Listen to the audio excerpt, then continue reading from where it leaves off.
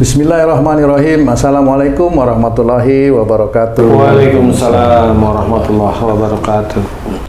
Para pemirsa dan sahabat beriman dimanapun berada, kita jumpa lagi di Ustadz Danu Official Channel. Apa kabar semua? Semoga kita selalu senantiasa dalam lindungan Allah Subhanahu wa Ta'ala. Amin.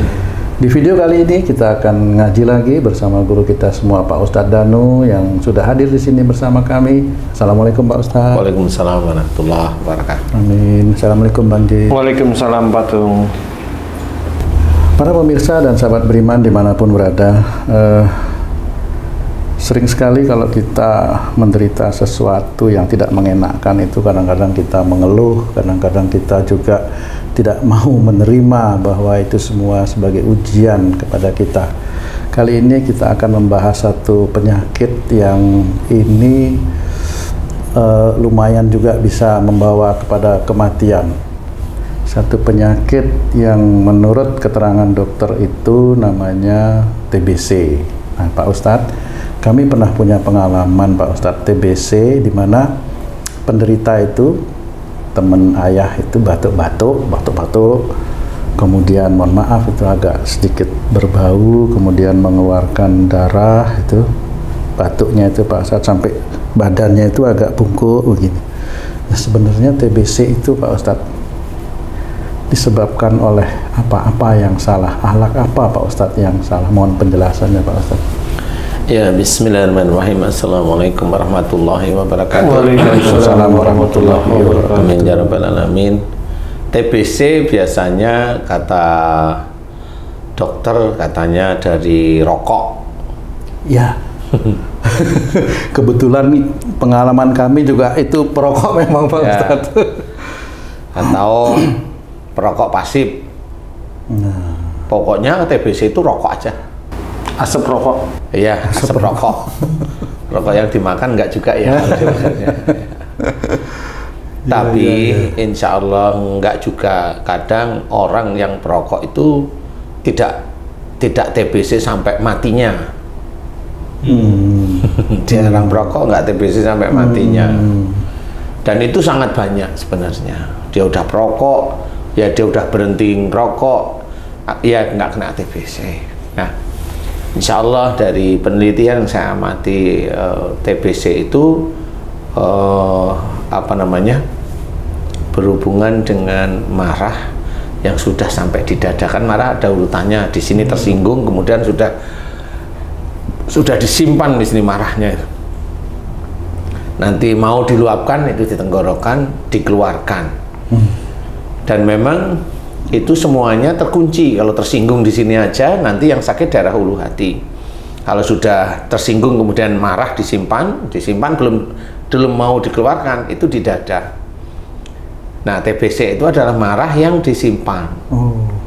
Marah tersinggung yang disimpan. Dia sudah mengumpulkan amarah sebenarnya. Memang suatu ketika marah beneran.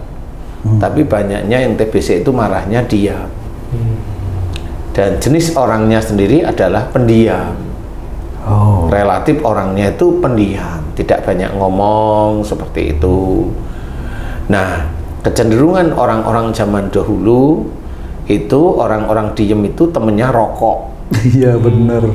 Jadi orang dahulu itu orang diem temennya rokok daripada nganggur ngalamun kan rokok. Oh, mungkin karena mulutnya kesumber rokok jadi nggak bisa ngomong. Waktu ngerokok iya. jadi biasanya itu. Jadi secara psikologi seperti itu. Apalagi dulu kan rokok jarang diomongin yang kanker ini, kanker itu, kanker ini, kanker itu. Kemudian ada yang lehernya dilobangin. Betul. Banyak kok teman-teman saya juga yang rokok-rokok juga nggak kena TBC. Ya nggak batuk, sangat banyak sekali gitu. Nah, itu kalau penelitian yang nggak bisa seperti itu. Nah, kalau orang TBC, kenapa ada seperti nikotinnya di situ sehingga dianggap oleh teman-teman peneliti yang pintar itu rokok. Ya, itu asap itulah yang terkena. Tapi sebenarnya insya Allah bukan dari situ. Kenapa? Nah, TBC itu adalah dari marah yang disimpan. Cuma tinggal TBC-nya kena sejak kapan. Kalau TBC kena itu sejak umur 40 atau 45, berarti dia menyimpan marah dengan orang tuanya. Dia radang sejak muda, sejak umur 25 kena radang paru umpamanya, dia marah sama orang tuanya. Kemudian kalau tipenya dia itu ngomong, umpamanya ngomong, dia nggak diem, kemudian sama orang tuanya hilang, itu nanti radangnya itu hilang, atau infeksi parunya itu hilang sendiri, diobatin dengan obat dokter, hilang. Ya, tapi kalau dia masih menyimpan marah, menyimpan dendam dengan orang tuanya, yang bagaimana itu bisa, jadi memang dia marah tapi diem aja. Yang umpamanya ya orang tuanya, ayahnya sering mukulin ibunya, itu kan marah dia pasti. Pasti akan apa namanya, akan protes, tapi karena tidak mampu itu kan biasanya terus diam. Dan dia sering melihat dia akhirnya marah sama orang tuanya, ayahnya khususnya. Nah, marah yang disimpan, yang nggak bisa dikeluarkan, ya itulah yang nanti mengawali munculnya TBC. Karena seorang yang marah, kemudian yang muslim khususnya, biasanya orang muslim kalau sudah marah atau menyimpan marah itu nggak pernah mau mohon ampun kepada Allah Ta'ala. Sangat jarang orang-orang muslim seperti itu. Sehingga itu tetap menjadi catatan dosa di hadapan Allah Ta'ala. Dan sangat jarang sekali. Nah, dulu itu kamu kan ngerokok tuh, kenapa kamu nggak TBC? Jangan.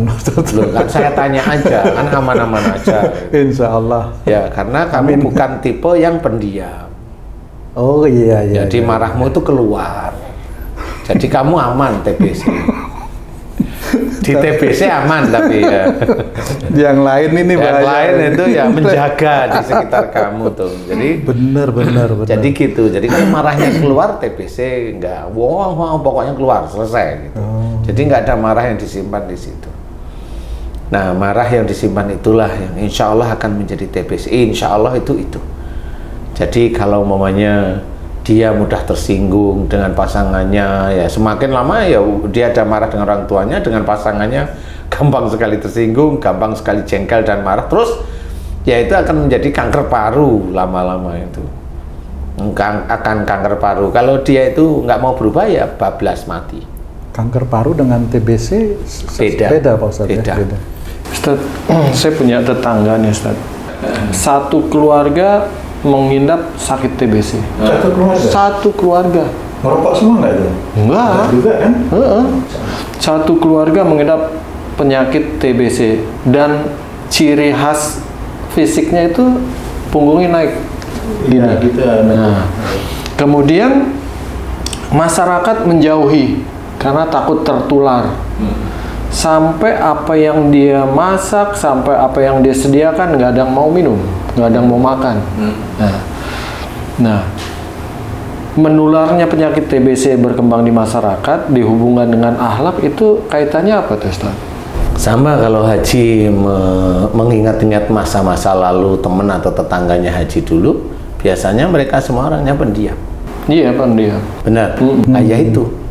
Pendiam, kemudian gampang tersinggung dan marah, walaupun nggak jarang marah malahan. Jadi tersinggung marah itu di sini aja dia diam. Nggak kelihatan dia. Tidak kelihatan marah. Nah itulah cikal bakalnya. Kalau memang itu satu keluarga ya begitu semua. Satu sifat istilahnya. Jadi bukan menular di keluarga, satu sifat aja. Ada orang di keluarga TBC ya saya tahu, kemudian dibiarin aja di keluarga makan bareng, ini bareng, tidak ada yang nular. TBC-nya Mas sembuh ya sudah, nggak ada yang nular. Seperti itu. Dan itu beberapa kasus yang saya amati nggak ada yang ketularan. Dan ini anggota keluarga lain santai aja. Supaya nggak satu sifat, gimana caranya? Wah, sifatnya yang kena TBC ini A, saya nggak harus A nih, mesti B nih. Harus seperti itu, Ustaz? Ya, yang jelas nomor satu adalah sering nonton YouTube kita. Amin. Ya, betul. Karena apa? Kita mengajari akhlak. Ya, hampir semua penyakit itu diawali dari akhlak yang tidak baik atau perbuatan tidak baik. Perbuatan, jadi amalan yang tidak baik sebenarnya. Nah, yang di sini ini harus orang yang benar-benar memahami persoalan itu. Kalau umpamanya gimana caranya tidak TBC, ya jangan diam. Kayak Tung tadi, dia marahnya nggak diam, jadi marahnya dikeluarin. Makanya walaupun dia ngerokok, dia nggak TBC karena marahnya dikeluarkan. Sakitnya yang lain? Ya bisa aja. Mengintai itu sakitnya. Ya, sakitnya itu mengintai. Nanti kalau sudah titik tertentu apa namanya nisabnya itu sudah masuk, takarannya itu sudah masuk, ya bisa sulit jalan, kan gitu. Tangannya semper jatuh, sudah masuk nisab itu seperti itu. Aduh, kalau bisa tapi memang untuk menghindari itu memang harus berbuat baik, berakhlak yang baik, melakukan perbuatan baik, dan itu harus diingat. Jadi belajar akhlak baik itu tidak hanya mendengarkan, kemudian tahu, enggak, itu baru mengingat, belajar mengingat. Jadi mendengarkan, kemudian diingat-ingat dalam keseharian. Oh ya, marah itu tidak boleh disimpan, ya sama saja, itu tetap marah yang disimpan.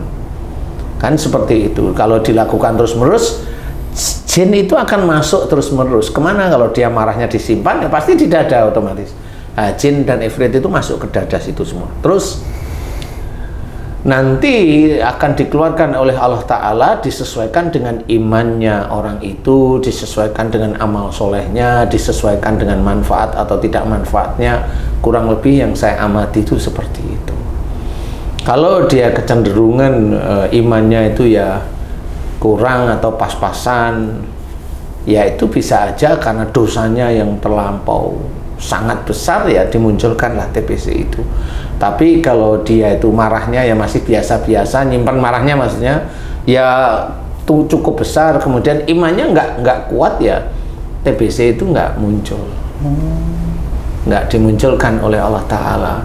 Dimunculkan nanti kalau mulai dosanya yang cukup besar beneran atau imannya yang cukup bagus. Jadi kalau dosanya itu ya segitu, dia nggak muncul TBC, kemudian dia ningkatin imannya, ditingkatin. Nah, nanti kalau ditingkatin imannya, disitulah nanti dimunculkan kekurangannya di mana di hadapan Allah Ta'ala, ya dimunculkan. Kalau kekurangan dia itu memang gampang tersinggung, menyimpan marah, ya TBC. Seperti itu. Kalau enggak, ya infeksi paru dulu. Seperti itu. Jadi kalau marahnya itu sampai ada benci, ada ini, ya infeksi paru dulu lah. Seperti itu. Tahapannya bisa radang, bisa infeksi paru. Kemudian kalau itu terus dilakukan ya bisa TBC yang agak berat. Nanti kalau dilakukan terus ya TBC itu bisa menjadi kanker paru. Insya Allah seperti itu. Berarti maaf nih Pak Ustadz, tubuh manusia itu juga menjadi alat kontrol untuk keimanan seperti itu Pak Ustadz? Iya, memang. Indikatornya itu sebenarnya kalau kita mau berpikir lebih mudah, sebenarnya yang besok dari tubuh manusia yang disiksa di neraka itu kan tubuh sebenarnya. Tubuh yang sudah dibangkitkan itu Pak? Iya, tubuh yang dibangkitkan di sana di yaumul akhir besok itu kan jelas dibangkitkan. Nah, kalau memang ada cerita kalau dia itu suka berbicara bohong, lidahnya dipotong sebenarnya itu mirip sebenarnya cerita itu. Jadi nggak cuma lidahnya dia berbohong, munafik, ngomong yang tidak benar, dia berdusta terus-menerus, ya itu kan di lidah. Kemudian apalagi tangan yang disiksa tangannya. Kalau dia dalam melakukan pekerjaan itu dolim, nyikut kanan, nyikut kiri. Jadi sebenarnya yang disiksa di neraka itu tubuh, makanya barometernya itu tubuh manusia. Salah satunya adalah sakit. Bukan berarti orang yang tidak sakit tidak ada dosa, bukan. Bagaimana itu Pak Ustadz? Kan belum aja, kenapa? Ya. Dosanya itu dia ada, tapi imannya nggak kuat, itu kan belum tentu dikasih sakit sama Allah Ta'ala. Makanya yang kita pikirkan adalah belajar terus-menerus setiap saat. Belajar Quran, diamalkan dalam kehidupan sehari-hari. Menjalankan sunnah Rasulullah, dijalankan sehari-hari semampu. Kemudian dibalik itu berdoa, mohon ampun, berdoa, bersyukur, dan itu setiap hari istiqomah. Seseorang yang terkena TBC rata-rata biasanya orangnya agak lebih pendiam. Pendiam di atas rata-rata. Maksudnya diam di atas rata-rata ya, bukan diam dia dengerin nggak ini, kemudian diam karena nyimak enggak, ya, tapi diam di atas rata-rata, apapun bentuknya dia banyak diam. Pernah ada temen nih, dibilang pendiam, tapi kalau udah ngomong lama dia ngomong, Ustaz. Nah, itu bisa aja bukan TBC. Ngomongnya itu ngerumpi gitu loh. Nah, ya itu kan salah lagi. Gitu. Artinya cari teman cocok untuk bicara gitu ya. Tapi kalau untuk yang rame-rame diem dia. Ya, karena kalau ngerumpi rame-rame kan nggak lucu, wong dia tahu yang di sini temennya juga nggak bisa diajak ngerumpi. Oh, iya. Jadi di situ walaupun dia nggak kena TBC bener, tapi kan salahnya di gibah itu sendiri. Ya. Jadi seperti itu.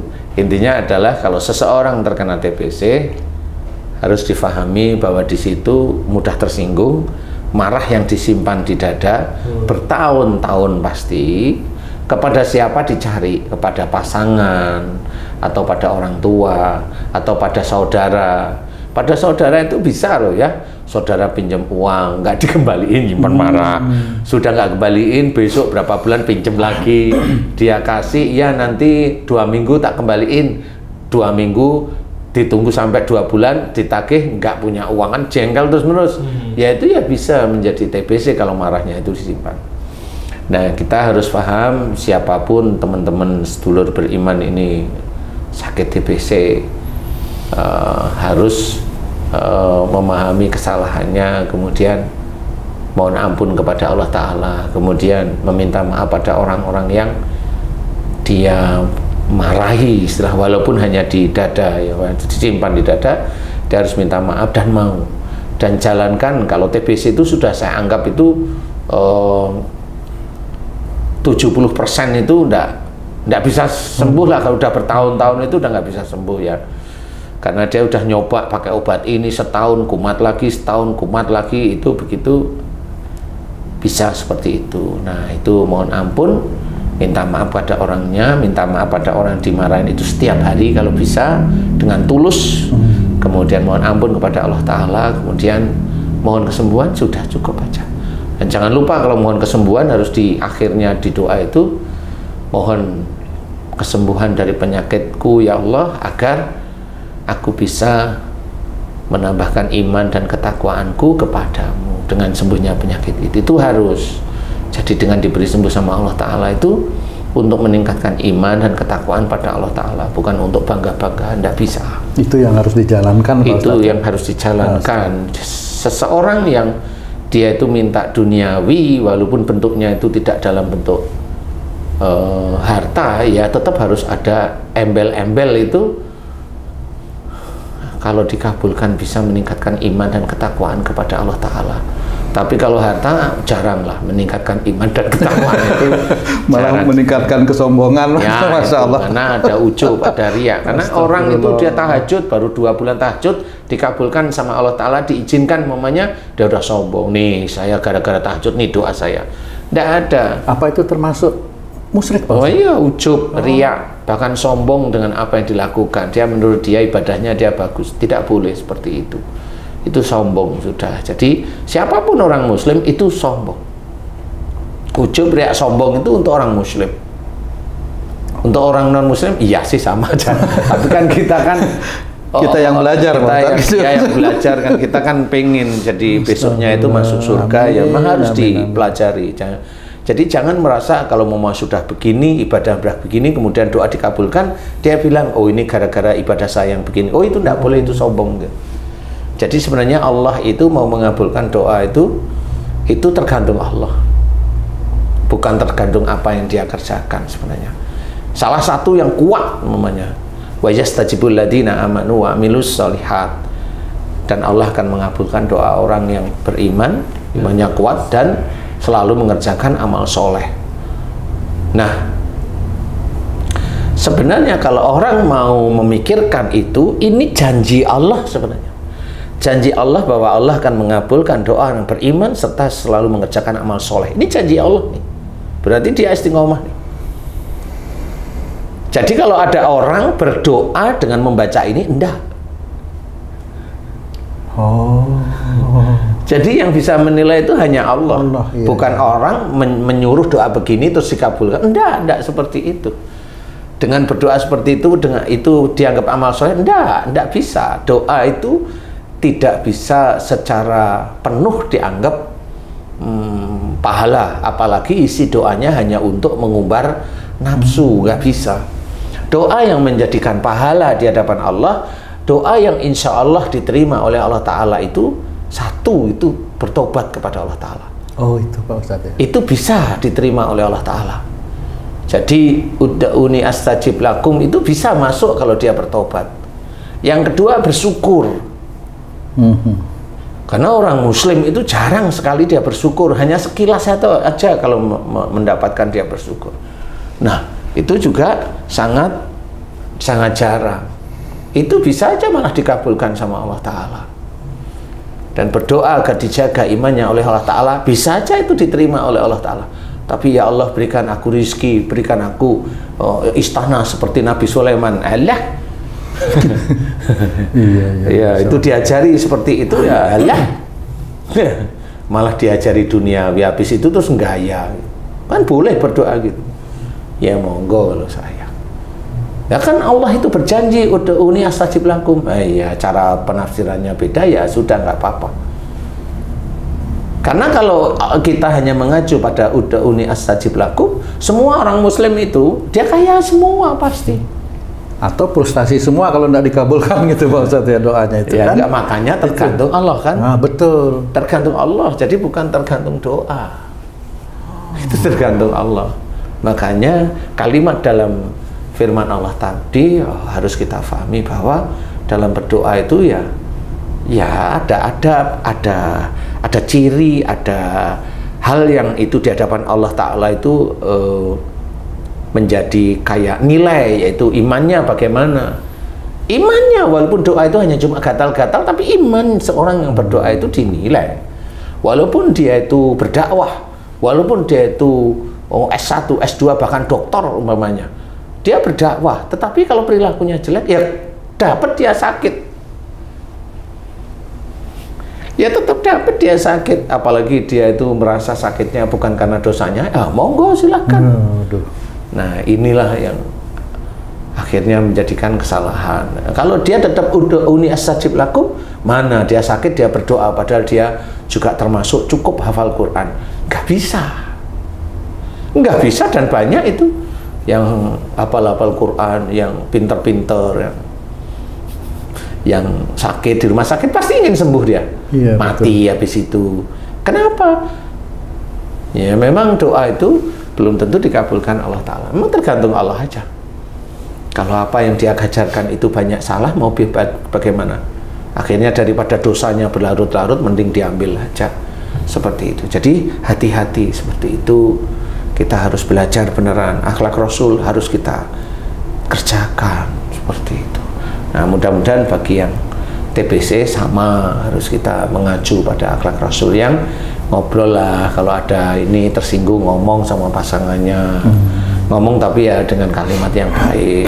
Dimohonlah kepada Allah Ta'ala beneran setiap hari, setiap saat, mudah-mudahan Allah mengijabah. Jangan lupa, jika engkau kabulkan, atau aku mohon agar engkau kabulkan doaku ya Allah, mudah-mudahan dengan engkau kabulkan doaku bisa meningkatkan iman dan ketakwaanku kepadamu ya Allah, amin. Itu harus. Kalau menurut saya itu wajib sudah hukumnya. Karena sudah diberi sembuh kok tidak untuk meningkatkan iman dan ketakwaan. Biasanya kalau orang sembuh itu gaya. Iya, saya sudah hafal. Ya itulah ciri-ciri saudara-saudara kita. Makanya kita jangan meniru yang seperti itu, nggak usah ditiru. Insya Allah, wallahu a'lam. Alhamdulillah, terima kasih banyak penjelasannya Pak Ustadz, Masya Allah. Mudah-mudahan kita bisa menjalankan. Amin. Para pemirsa dan sahabat beriman dimanapun berada, demikian tadi penjelasan dari guru kita Pak Ustadz Danu mengenai satu penyakit yang luar biasa, TBC, bagaimana beliau memberikan analisa dan solusi kepada kita, dan satu kata yang ditekankan itu, semua yang kita lakukan adalah untuk meningkatkan keimanan dan ketakwaan kita kepada Allah Subhanahu wa Ta'ala. Saya Tung pamit diri, kita jumpa lagi di video kami yang lain. Wassalamualaikum warahmatullahi wabarakatuh. Waalaikumsalam warahmatullahi wabarakatuh.